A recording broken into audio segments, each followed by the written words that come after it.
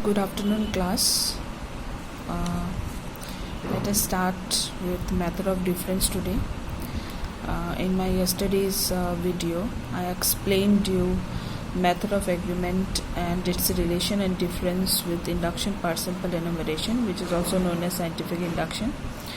In today's video, I will explain you what is method of difference. This is the second method out of the 5 methods of experimental inquiry by J.S. Mill. Okay, सबसे पहले उसका principal या फिर Canon देख लेते हैं. What does method of agreement means? If any instance in which the phenomena under investigation occurs and an instance in which it does not occur have every circumstance in common save one, that one occurring only in the former, the circumstances in which alone the two instances differ is the effect or the cause or an indispensable part of the cause of the phenomenon. This is the principle of method of difference. Okay, what does it mean? इसका मतलब क्या है? इसका मतलब है method of difference से apply करने के लिए हम लोगों को दो इंस्टेंसेस की ज़रूरत है. Only 2 instances, one is positive and one is negative. Okay, जिसमें दोनों इंस्टेंस में सब कुछ कॉमन रहेगा except one thing. Okay, that which is present in the positive instance and absent in the negative instance, and that will be the cause of the phenomena. Okay, let me explain you further in more details. सबसे पहले the process, how to apply method of difference. सबसे पहला point number 1. First, we are to collect only 2 instances of which one is positive and the other is negative. That means in one of them the phenomena under investigation occurs and in the other it fails to occurs. जैसे मैंने आप लोगों को बोला था, to apply this method we require only 2 instances. Remember, ज़्यादातर objectives में ये आता है, how many instances we require in method of difference. We require only 2 instances. And if I ask you how many instances do we require in method of agreement, then the answer is many instances. In method of agreement we require many instances, but in method of difference we require only 2 instances. 2 instances में एक है positive और एक है negative. Okay, और जो positive instance में present होगा और negative instance में absent होगा, that will be considered as the cause. ठीक है, clear? Now secondly, though the instances are 2 in number, they must be of definite nature. That is, they must be identical in all respect except one, and that one must be present in the positive instance and completely absent in the negative instance. Now, first one we say that to apply the method of difference we need only 2 instances, one is positive and one is negative. Second one, ये जो 2 instances हम लोग collect करेंगे, इन दोनों instances में सब कुछ same to same रहेगा. डेफिनेट नेचर मतलब same to same. See, they must be identical in all respect. सब कुछ सेम रहेगा दोनों instances में, पॉजिटिव और नेगेटिव में, एक्सेप्ट वन. सिर्फ एक चीज़ डिफ़र करेगा, जो पॉजिटिव इंस्टेंस में प्रेजेंट होगा और नेगेटिव इंस्टेंस में कम्प्लीटली एब्सेंट होगा. और that one factor which is present in the positive instance will be considered as the cause of the phenomena. ठीक है, clear? Now thirdly, we must be quite sure that no other antecedent should appear or disappear without our knowledge.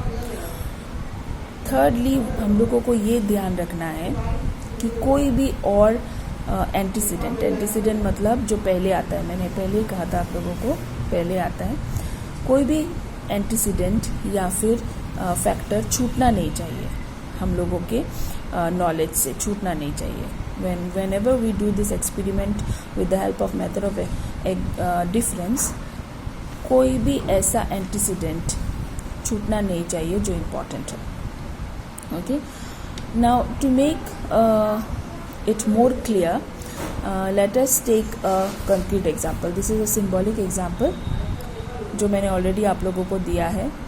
You can go through the example, you will easily understand, but let me explain you the concrete example. Okay, now let us apply the method of difference with the help of a example. और एक बात मैं आप लोगों को बता दूं, method of agreement जो है वो हम लोगों ने पढ़ा था that it is based on observation, right, but method of difference is based on experiment. उसमें हम लोग ऑब्जर्व नहीं करते हैं, उसमें हम लोग एक्सपेरिमेंट करते हैं. तो एक एक्सपेरिमेंट लेते हैं हम लोग. Now if a ball is wrong in a jar field with air, the sound of the ball is heard. But if the same ball is rang in a same jar from which all the air is pumped out, no sound is heard. Other circumstances remaining the same. So it is concluded that the presence of air is the cause of hearing sound. Now समझ में आया आप लोगों को? Okay, मैं समझाती हूँ. मैंने क्या कहा था, जब हम लोग मेथड ऑफ डिफरेंस यूज़ करते हैं तो हम लोग दो इंस्टेंसेस लेते हैं, एक पॉजिटिव और एक नेगेटिव, ठीक है. और method of difference is based on experiment करते हैं हम लोग मेथड ऑफ डिफरेंस का. नाउ पॉजिटिव और नेगेटिव दो इंस्टेंसेस लिया हम लोगों ने. ओके, दोनों इंस्टेंसेस में सब कुछ सेम होना चाहिए. देखिए, this is the positive instance and this is the negative instance. Positive instance में हम लोगों ने लिया jar, bell, ear, sound. Negative instance, jar, bell, no ear, no sound. Now how to do the experiment? You take two jars, okay, keep it one in the positive side, one in the negative side.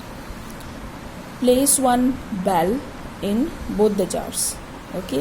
एक bell positive jar के अंदर, एक bell negative jar के अंदर, negative side के jar के अंदर.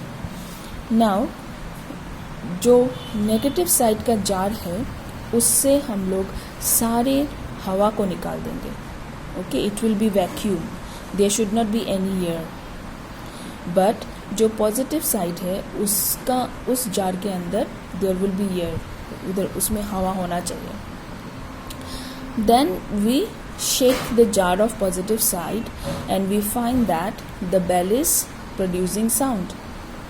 Now we shake the jar of negative side and we found that the bell is not producing sound. कोई भी आवाज़ सुनाई नहीं दे रहा है बेल का.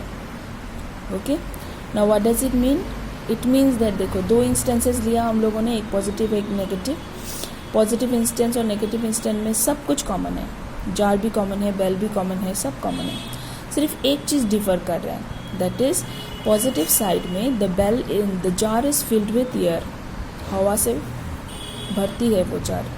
बट नेगेटिव साइड में the jar is empty, vacuum, there is no air also. इसका मतलब अगर हवा होगा तभी इट विल प्रोड्यूस साउंड, अगर हवा नहीं होगा then it will not produce sound. So from this we conclude that with the help of method of difference that air is the cause of bell producing sound. ठीक है, clear? So some of the important points of method of difference is that, सबसे पहला method of difference is based on experiment. दूसरा, method of difference में हम लोग दो instances लेते हैं, only two instance, one is positive one is negative. तीसरा, इन दोनों इंस्टेंसेस में सब कुछ कॉमन रहता है, everything is common between positive and negative instance, only one thing is absent. Okay, and चौथा, जो वो एब्सेंट थिंग है in the negative instance but it is present in the positive instance, that is considered to be the cause of the phenomena. ठीक है, clear? very simple. Okay, so I hope you have understood the method of difference, जो बहुत ही ज़्यादा simple है. Anyway, फिर भी अगर कोई भी confusion हो, you can always ask me. I'll try to make it more clear. Okay, have a nice day.